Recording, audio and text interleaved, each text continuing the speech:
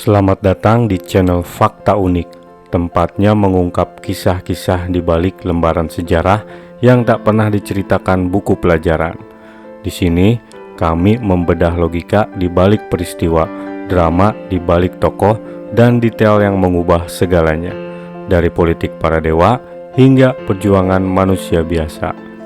Jadi, jika Anda bosan dengan sejarah yang itu-itu aja, tekan subscribe dan aktifkan loncengnya. Karena di Fakta Unik, kebenaran seringkali lebih menarik daripada fiksi. Mari kita bongkar.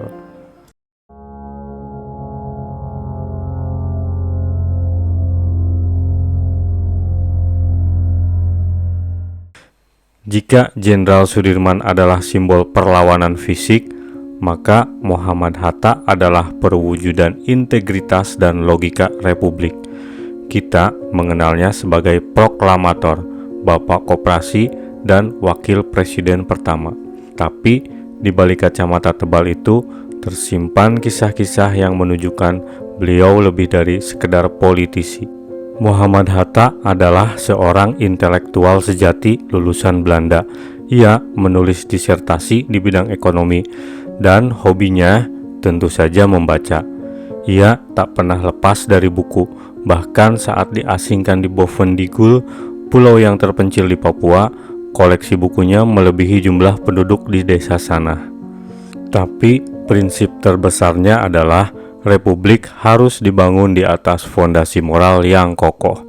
Prinsip ini pula yang membuatnya sangat keras kepala dalam politik, termasuk saat bersitegang dengan Soekarno. Bagi Hatta, Indonesia merdeka harus utuh secara prinsip, tidak boleh ada tawar-menawar moral.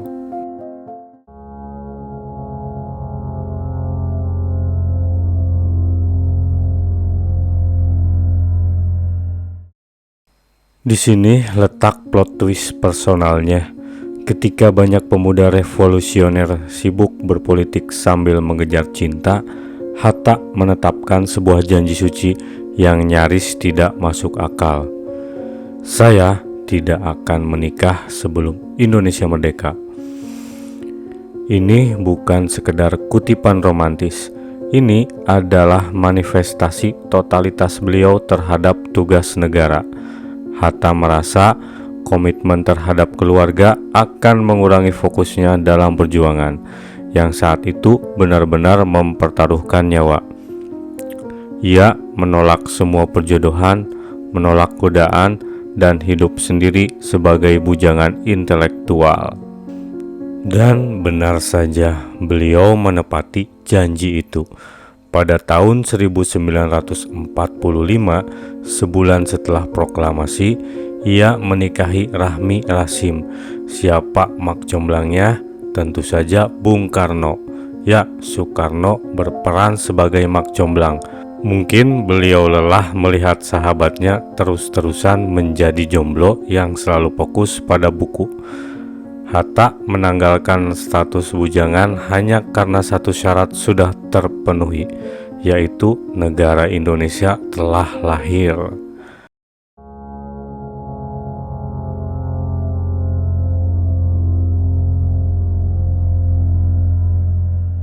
Kita sering melihat Bung Karno dan Bung Hatta berdampingan, tapi hubungan mereka adalah cinta benci politik.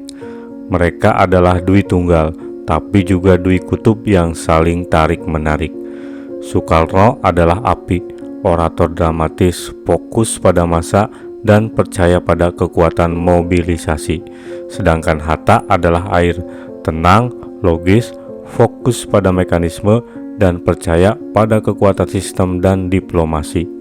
Perbedaan prinsip ini sering memicu friksi besar. Hatta sangat tegas menolak ketika Soekarno mulai menjalankan sistem demokrasi terpimpin yang sentralistik. Bagi Hatta, demokrasi harus berpegang pada akal sehat, bukan pada karisma tunggal pemimpin. Puncak dari ketidaksepakatan filosofis ini adalah ketika Hatta akhirnya mengundurkan diri dari jabatan wakil presiden pada tahun 1956. Ini adalah pengunduran diri paling berprinsip dalam sejarah politik Indonesia. Hatta memilih melepaskan kekuasaan demi menjaga integritas prinsipnya terhadap demokrasi. Baginya, menjadi warga negara biasa yang berpegang pada idealisme lebih berharga daripada menjadi wakil presiden yang harus berkompromi.